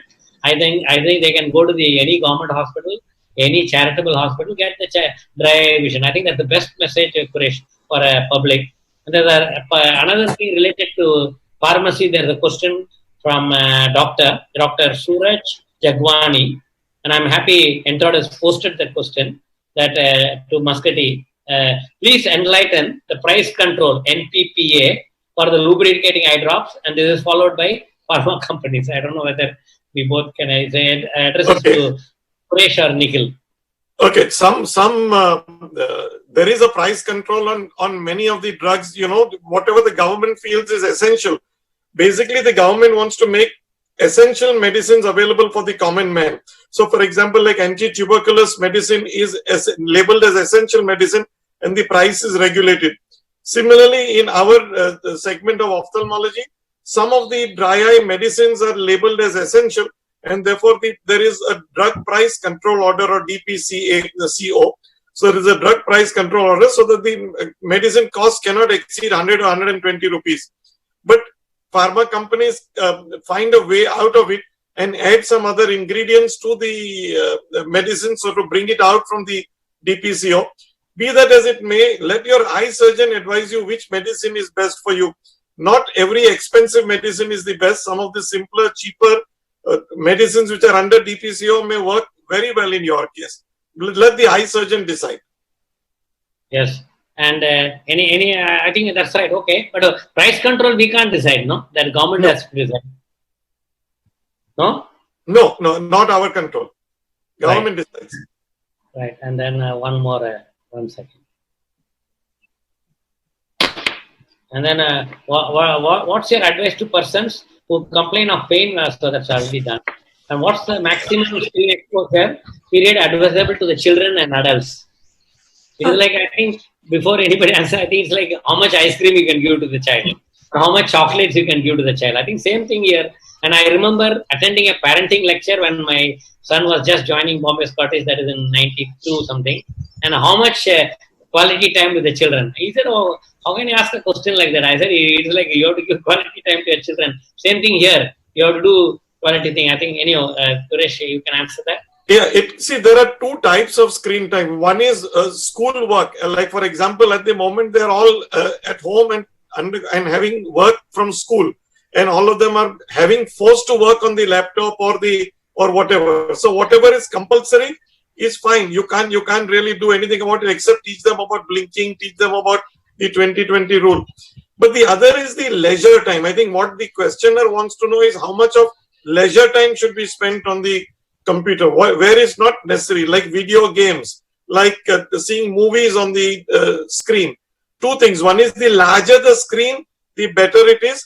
So the large TV screen is better than a small mobile phone. So if you spend an hour on a TV screen, it's less strain to your eyes than spending an hour on a mobile phone. This second thing is, of course, you follow the 20/20 rule. Third is, if the parents can restrict as of now to the very bare minimum, nothing if at all. The younger the child, the less the screen time that the child should have. So I think below the age of 5 or 6 years, there need not be any screen time whatsoever. The parent can spend time with the child. And after that, as schoolwork increases, whatever school, and less, encourage them to spend time outdoors in outdoor activities once this lockdown is over, of course. But spend more time. It's been proved that short-sightedness is less when you spend time at least 2 hours a day in sunlight. And even increasing your room light is nowhere near sunlight. We are nowhere near going to get near what God gave in the sun. So I And think also, like when I had a comment on that. I agree that for laptop and TV, definitely, you can't really control. You have to just tell them that yes, you have to use it for this many hours. As far as the mobile phone is concerned, all of the apps, you have a time. You can actually put a time limit on how much the child can use. So I mean, I put a time limit of 15 minutes for WhatsApp, and for every app you can go down and actually put a time limit on their phone. So beyond that, the app just does not open. So you have that control. everybody is not disciplined like you, Kavita. It's that's called the self-discipline, So which then, is sir, what if you're pointing two fingers at the child, you're pointing three back at your own self. You need to that. You I need to know. realize So that. there is a question related to that. Again, Dr. Suraj Chakwani only has asked many questions, but I'm only taking one question. Today's kids of approximately 2 years are using mobiles for cartoons or playing games on mobiles. And when we tell the kids, they become stubborn or cry. So please guide how to control. This problem can be also arise by doctors, parents, or common people.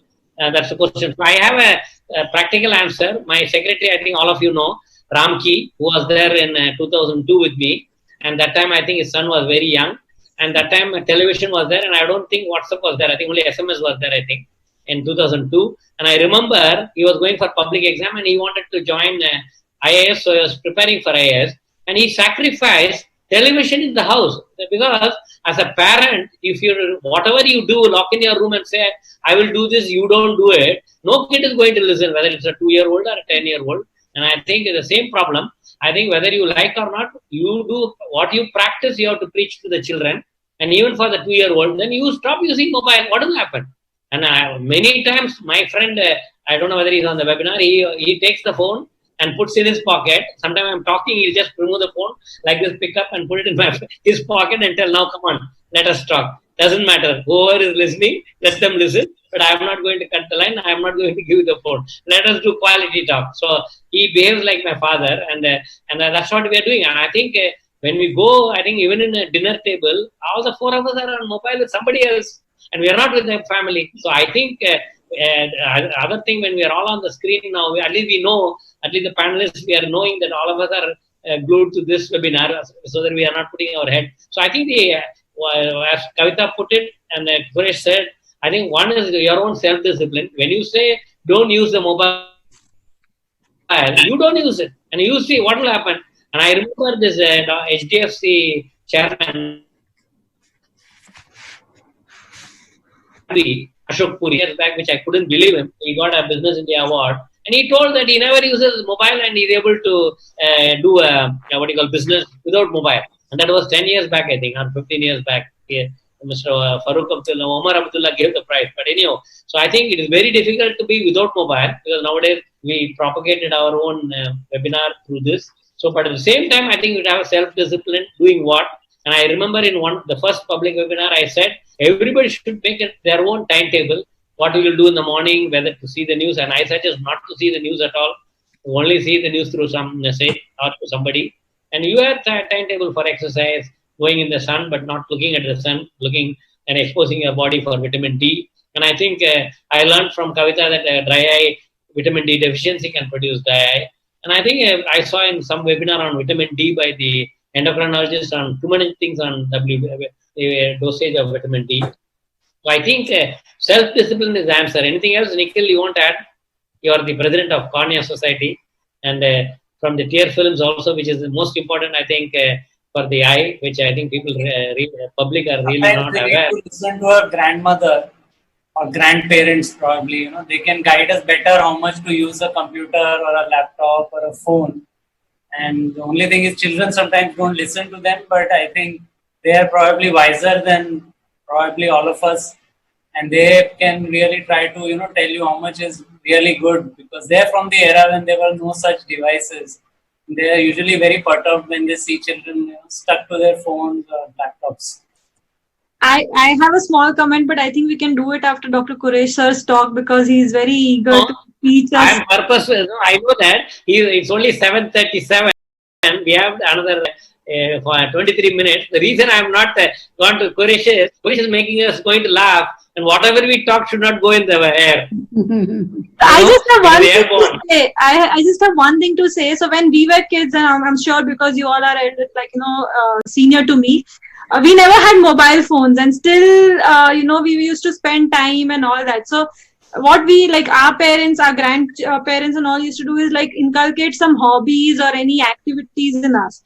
So right now you don't have an option, but yes, you have to work studying at home or work from home or schooling at home, whatever you say, on laptop. So rest of the time you can probably be with your children and inculcate a new hobby or something in them which you can do it at home. So that would be that will prevent that will keep them engaged. Their energy would be in that new hobby. They'll learn fast, and that will prevent them from the screens. So Nikhil rightly said that the grandparents will be the best people to teach the children what to do. And a lot of working parents, you cannot blame anyone. So that time you don't get time with your children. But right now, all of us are home. Like a lot of IT professionals are home. So this is the best time to spend time with children also. So. No, So also the chances that the children will listen to the grandparents is higher than that they listen to the parents. Exactly. Yeah. So that is why Nikhil has, this thing, his own generation, and put it on the generation. Yes. There's an old saying which is there for hundreds of years: a family which prays together, eats together, and lives together. So I think which is there, which I think everybody should follow. It's like that Harvard the business school lesson is knowing, doing gap, which is for the management, which is there for same for the family also. And I think now I put Quresh picture in my screen, so I'm going to share the screen and introduce Quresh, because I think I don't know how many. I think maybe a lot of public will know Quresh's father, Dr. Badar Maskati, and who was actually the pioneer of humors in ophthalmology, with Dr. Pran Nagpal, who's in Ahmedabad. I don't know whether any of you, including Pooja, have heard of the humor. And their humor was going really, excellent. I think every conference I was looking for it from 80s, where we had a session, which is not in the hall. It was like a private in the banquet. So I think I'm happy. He's genetically acquired, one being an ophthalmologist, second being president of All India Ophthalmic Society, and also a great orator. And now I'm happy to see humor. And I remember even in our Rotary Club, he came and gave a talk. And even Dr. Madar Musketi was a Rotary district governor. Both me and Quresh were only, so I'm sharing the screen. So we have Quresh. And Quresh is a consultant eye surgeon in the Musketi Eye Clinic and super specialized in disease of the cornea and anterior segment. Did microsurgery from Rochester, Boston, and did his graduation and post-graduation from KEM Hospital and MS, DOMS, and FCPS, and he was a gold medalist. And with this, I'm stop sharing the screen. I also wanted to tell publicly that Quresh family, that is his father, brought me from Madras to Bombay, and that time they said, loss of Madras is a gain of Bombay. And I thanks to Quresh and his entire family for looking after me from 88 in Mumbai. And even before that, I worked with Dr. J. Agarwal when he was secretary and PT Musketi. So I think Dr. Musketi has a rich experience, not only in ophthalmology, but in humor. Off to you, Quresh. You have your full 10 minutes.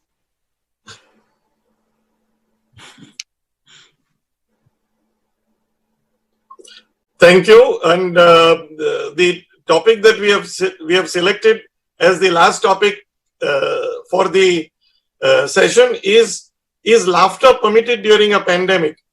Now, this is you can see from my face that the answer is already there, that laughter is permitted. A brief outline of my 10-minute talk will be: first, I'd like to tell you why we should laugh, then have an actual talk, and then, because it's the last talk, you start getting restless, and the organizers tell me how many people are leaving the Facebook live, etc., and you start walking out, and I shut up. I'm a little difficult to shut up. This is my father trying to make me shut up in the picture that you see. So that's why I purposely kept myself last so that the time can run out on me. Now, benefits of laughter during a pandemic. The tragedy is that we all have TV screens at home and most of us are glued to it. Every hour, every 2 hours, we are seeing the news. Lockdown has been extended. There are red zones, orange zones. Am I in which zone? Will I be able to go out? And you hear about how many deaths have occurred in America and Spain and everywhere. So there's a lot of depressing news which comes in. We need to boost our immunity to prevent ourselves from getting COVID-19 disease or the disease caused by the coronavirus. And what do we do when we laugh? We release tiny protein molecules in our body which are called endorphins. Now these endorphins are supposed to boost our immunity. They're also anti-aging. So technically, if you laugh about 300 times a day, you can live to be 300 years old. I'm experimenting on this. I'll let you know if I succeed 300 years later when we hold another webinar. But whenever the more you laugh, the less your feelings of anxiety and depression. So all this I'm telling you is for very selfish reasons you need to laugh. A recent study showed that 91.64% of all those who died due to COVID-19 were depressed. And even more recent studies showed that all recent studies were flawed. So don't take all the studies that you read about or listen to in webinars all that seriously. Please understand people are rushing to present papers in conferences and many of these studies are flawed. Today there is a magic treatment which is there. Tomorrow they say this doesn't really work, like HCQ and like all these unpronounceable name medicines which are touted as the cure. Then they talk about vaccines. Tomorrow there's a vaccine coming out in the next 10 minutes. And then somewhere else it says it'll take 2 years and so on. So don't go by too many of what you see. So what kind of jokes? We could joke about the pandemic itself. Nobody's been able to forecast. You see the picture on the other side, the firemen standing there. 2 people have already jumped and died because they're standing in the wrong place because they tried to predict where the man will jump. So nobody can really predict too much about the pandemic. And this is a picture from a famous movie in which, of course, the words "Good morning, Kaidiyo," that means we are all hostage to this coronavirus, which is a given. So we need to laugh about it. Therefore, laughter is our survival kit. How do we find jokes? It's not difficult because WhatsApps is full of these. There are jokes on the pandemic. There are jokes which are short jokes, long jokes. So finding jokes is not difficult just now. On the net, on YouTube, everywhere you find jokes. So you should not only read the jokes and laugh, but you should tell the jokes. Because when you read the jokes, your laughter is silent. But when you tell jokes to somebody, you laugh yourself. And it is important to laugh at your own jokes for 2 reasons. One is, when you laugh at your own jokes, your endorphins are released. It doesn't matter if the other person doesn't get the joke. Because if he gets the jokes and he laughs, his endorphins are released. But man is a selfish animal. We need to laugh to release our own endorphins as our survival guide for COVID. How do we tell jokes? Develop a good hand grip. This was taught to me by a Rotarian friend who had an excellent hand grip. So in the good old days, pre-COVID, he would meet me in 2 or 3 different hospitals where we were attached. And he would hold my hand in such a firm grip that my hand could not get released. And then he would tell me, did you hear this joke? And chances are that I'd heard it. But it didn't matter because his hand grip would not be released. So till he finished telling the joke and laughing about it, and he met me in the afternoon in another hospital, he would tell me the same joke, but with that same excellent hand grip. So you must learn the art of telling jokes. Important to have a good hand grip and hold on to people. When you're starting to tell jokes, whom should you practice on? Practice on your grandchildren or your neighbor's children. Don't practice on your own children because your own children or your spouse already know that you have a very poor sense of humor. They're not likely to laugh. Is language a barrier? Language is not a barrier. The jokes don't have to be in English. It could be in your mother tongue. And it's even, some of the jokes are very unique. When you tell it in Hindi, it sounds much better than if you translate it and tell it in English. So by all means, use any language that you're comfortable with. So what is the difficulty? Why don't all of us go around telling jokes? Because we feel that the audience won't get the joke. But as I explained to you, it doesn't matter. As long as you laugh, you release your endorphins, end of story. It doesn't matter if the audience doesn't get it. Maybe he'll get it after 3 hours and laugh. Then you feel my joke will offend someone. So yes, avoid jokes on politics and religion. For example, there is a story which you must never relate to people because it's about religion. There was a priest who was giving a lift to one of his churchgoers, and she was a very pretty young thing. And he put his hand on her knee when he was driving, and she glared at him and she says, "Father, remember Psalm 131." So he immediately moved his hand away. But then after some more driving on a lonely road, his feelings got the better of him, and he again put his hand on her knee, and she says, "Father, remember Psalm 131." And this happened 3 or 4 times, and he was sweating, so he dropped her, didn't do anything more. When he went home, he checked the Bible, and on Psalm 131 was written, "Seek further and move further up in life, and you will find what you will seek." So the point is that even in religion, you need to know the Bible or whichever holy book you have. But initially, don't avoid jokes on politics and religion. Then dealing with smart Alex, if you're telling jokes in company, 4 or 5 people there, one fellow will reveal the punchline beforehand. He seems to know every joke. How do I deal with these people? I suddenly stop telling jokes and I tell him, "Hey, you remember joke number 131? And he says, "No." And I said, "Oh, funny. I mean, jokes have been classified and all the jokes in the world have a number. So joke 131 is exceedingly funny. You don't know this one." So turn the tables on him. Then people feel everyone will think I'm just a joker. Now that's the difficulty I have. Luckily, Dr. Natarajan introduced me as an eye surgeon first. So you know that I'm not just a joker. So there are jokes and there are jokes. Time doesn't permit me to tell you some of the jokes that I wanted to. But my daughter is a dentist. So I'll tell you some incidents from her life. Once she was examining a patient and she says, "My God, this is the biggest cavity I've ever seen. This is the biggest cavity I've ever seen." And the poor patient says, "I heard you the first time. I'm not deaf." She says, "I didn't repeat the thing. It was the echo." And then a professor of hers told her that once he was trying to do a dental extraction to a pretty young thing, and she was very nervous. And she says, "I've heard that dental extraction is more painful than intercourse." And the doctor didn't stir, the dentist didn't stir. He says, "Ma'am, please make up your mind so I can adjust the position of the chair." So there are jokes in various professions that you get. I've had some of the best jokes told to me in a train. I was once sitting in a train going to Surat, and I saw these 2 guys. One fellow was reading his newspaper. He looked up and he says, "I'll bet, if you want to bet 10 rupees, in those days 10 rupees was big value. I bet that I can bite my left eye." The guy says, "How can he bite his left eye? He can't do that."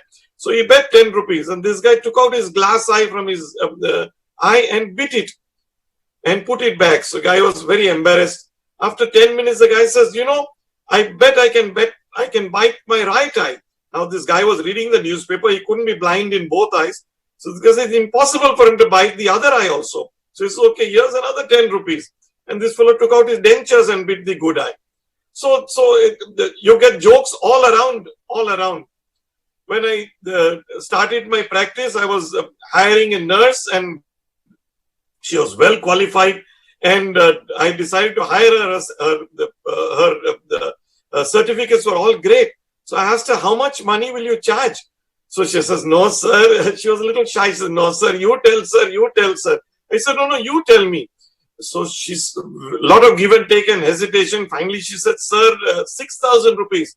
Now, 6,000 rupees, even in those days for a professional nurse, was excellent. So I was very happy. And I said, 6,000 with pleasure. And she said, "No, sir, with pleasure will be 25,000 rupees, sir." So sometimes you get these jokes coming at you from various places. When my anesthetist was there, a new anesthetist, I remember he was very enthusiastic about history taking.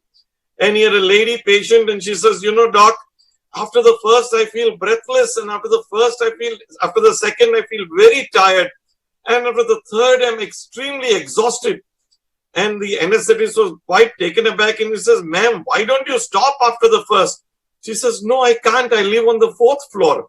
So always what is in the patient's mind is not in your mind. I remember this story about a group practice of 2 ophthalmologists were sharing a premises and a secretary.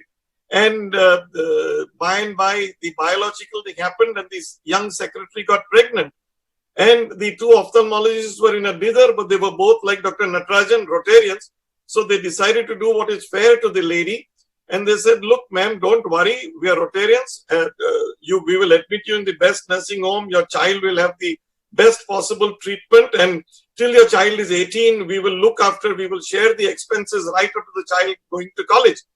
And so the things passed. 9 months later, she was admitted in the best nursing home. And the younger doctor was told by the older one saying, I can't stand the suspense. I'm sitting in the car. You please go up and then come back and give me the news. So the young man came down again and said, well, there is good news and not so good news. So the old man said, please stop classifying, which is a problem with all doctors. Please share the news with me. He says, well, you know, the secretary delivered twins. And the old man says, yes. And then what happened? He says, my twin died. So these are some things that can happen, and we could go on and on with this stories. But some of these are true stories which I've heard. I do LASIK surgery, refractive surgery to get rid of numbers. And a patient asked me once, will I be able to read after my LASIK? And I said, sure you will.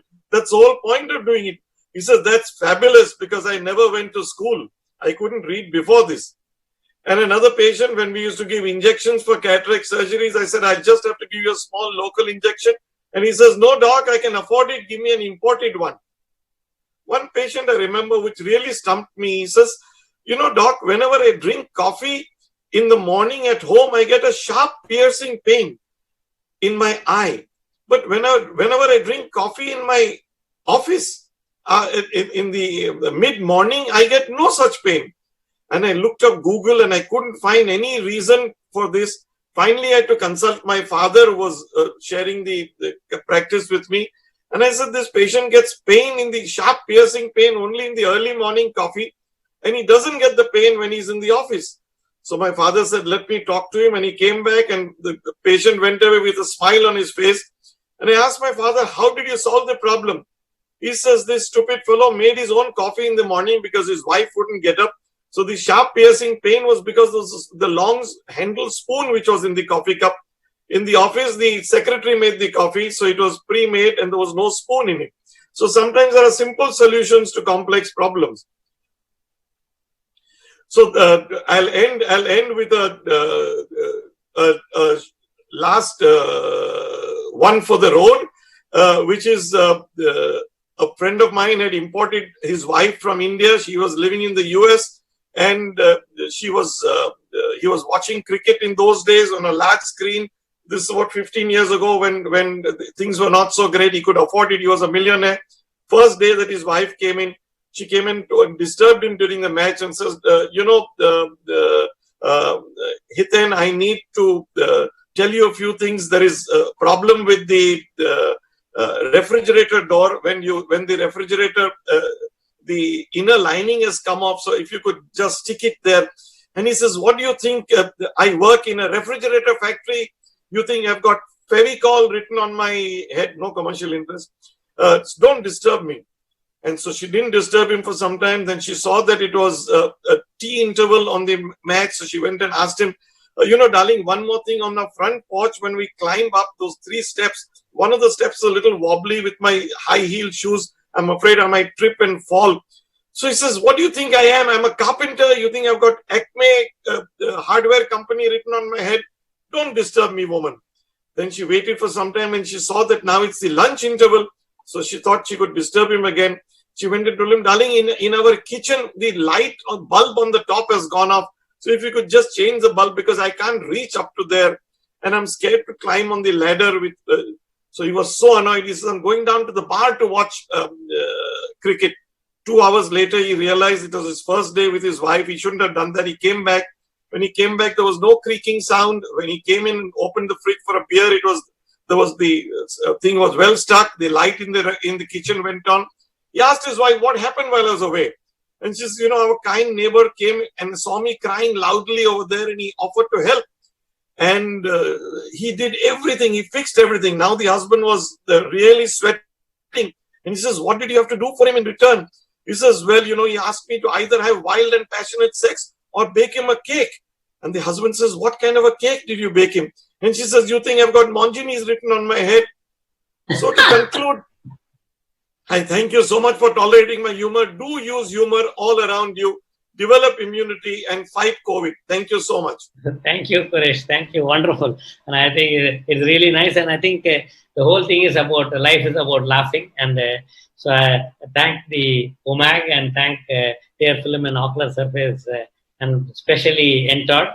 So any comments anybody wants to make, we have, where the questions are not, I think, which we can probably answer by email. We have 3 minutes.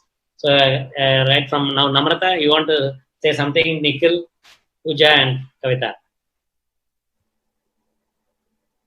I think it was a great webinar that way because it was meant for the public and not for the ophthalmologist as such. And of course, the icing on the cake was Dr. Quresh Muscati's talk, which was the last one, and which entertained us, and you rightly kept it in the end. And thank you for And the disclaimer note is don't believe him. Yeah. Okay. And,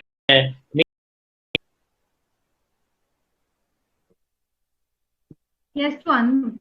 Yeah, it was pretty interesting. Especially the end was the best. So Suresh really made it very lively, and I'm sure that the audience would have stuck to the end. Yeah. It's a wonderful. I think it's a great term that you've coined, WVS. Maybe you should publish it. And a lot of us are definitely, if you looked at the entire list that he put up, about being addicted to the phone. And I was actually wondering, I a few of them I myself also do. It is so compulsive to keep going back and looking at the phone is just so annoying. And I'm going to make a conscious I have two, so I'm going to make a conscious effort now. And now what I have also started doing is sometimes I just lock the phone in a drawer and keep it, because I have just one phone for connectivity for my mom, because she doesn't live with me. So that's the one which I keep it on. Otherwise, often I try and just keep these smartphones away. I think unsmart is better. Yeah, and Pooja? Wonderful webinar, sir. You've rightly coined, and after especially this lockdown has started and all, most of the times we are with patients, so we don't go and see mobiles. But now, as we have, we don't have, not like Namrata ma'am and you or Quresh sir, but we all, all the time we are on phones, and by the evening, even I start watering and what is happening. But I think now I know what is happening. So, and you can come to us for teleconsultation. Then who will come to me, sir? I think Namrata ma'am also gave a very good point about the shoulder pain. That is what also I started. Yes, ma'am. I'm already suffering. Now that you stretch it, shoulder girdle in the neck is gone. I completely agree, and especially, ma'am, for you are on, I think, back-to-back webinars. So yeah, not only webinar, she is conducting our executive meetings, and we add up the extra committees. So many things we are doing. I think Namrata, really, you have to do a lot of physical exercise. I think we thank the public for their attention. Thank you all so much. Yeah. Thank you all. Okay. Thank you. And maybe thank you. The organizer, the admin can probably de-link the the public streaming, and then maybe for 1 or 2 minutes we all can be together. Yeah, thank you. People from Entourage there. Puneet, Raman, and Kamil. You have to unmute yourself. I wanted to talk to Nikhil and Dr. Muscati. Sir, what about am I unmuted? What about the guidelines for cornea surgery? Just hang on till we know that we are not live. Yeah, that's what. 1 second. Just are we not live anymore? No, with the public. Raman, you're on the. I can see you there. Raman, Puneet, and Kamil. Sir, just hold on. Let me check, sir. Yes, thank you, Kamil. Yes, sir. You're okay. So you're now not in the. We are not public streaming. No, it's over. No, sir. Okay, who's speaking? Raman. Yes, sir. Any statistics you have? How many logged in? Yeah, close to 2,000 that we have reached. Some around 400 plus Facebook 15. So 1,900 plus that we have reached. Okay, good. Okay. So now, Namrata, Hmm. you I want want to to ask ask something him to about Suresh? the stuff. Why? What are you doing? Are you doing something, Nikhil? Yeah. Nikhil, what Namrata was asking, I think Praveen was supposed to give the LVP guidelines and then we were supposed to build on that. Yeah. He said in a day I'll give you the LVP guidelines. Yeah. Because Did now that the come? red, green, and yellow thing has come, no? So we have from all the societies except Yeah. from the IRSI, they have not given anything. I think we'll have to make that ourselves. And I think Cornea Society will give. Yeah, I think I just actually, I saw your email, I forwarded to Praveen. Maybe I'll talk to him on phone and figure out, and probably we'll send it in a day. Because we have to now. In a day, I think in a day, Namrata, by tomorrow we should have it. Tomorrow. I'll talk to him And today. And then we'll have to hold a meeting with the president, with all the subspecialty groups, and then discuss it, and then. Yeah, I'm right? sorry. Yeah. Pooja, you can leave. Yeah. No, Pooja, live. thank you, Pooja. Thank you, Pooja. Live. I'm sorry. We are still live. Yeah. Oh, you're live.